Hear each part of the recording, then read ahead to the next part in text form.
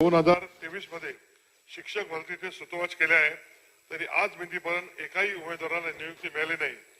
5 जुलै 2022 मध्ये माननीय उच्च न्यायालयाने शिक्षक भरतीची याचिका सुमोटो दाखल करून घेतली आहे।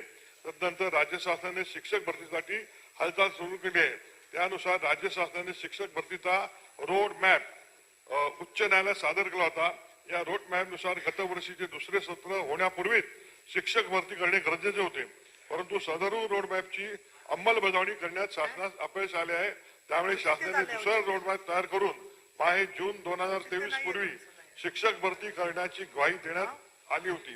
हिवाळी अधिवेशन 2022 मध्ये माननीय शिक्षण मंत्री महोदयांनी शिक्षक भरतीची घोषणा केली।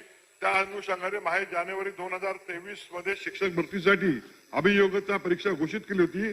5 फेब्रुवारी 2023 मध्ये राज्यात सुमारे 2,40,000 उमेदवारांनी परीक्षा दिली, परंतु आज मितीस 10 महिने लोटले तरी शिक्षक भरती करण्यात आली नाही। सदर प्रकरणी विविध जिल्ह्यात उमेदवारांनी आंदोलन केले आहे। या वस्तू राज्यातील शिक्षक भरतीची प्रक्रिया तातडीने पूर्ण करण्यात यावी ही या औचित्याच्या मुद्द्यावर विनंती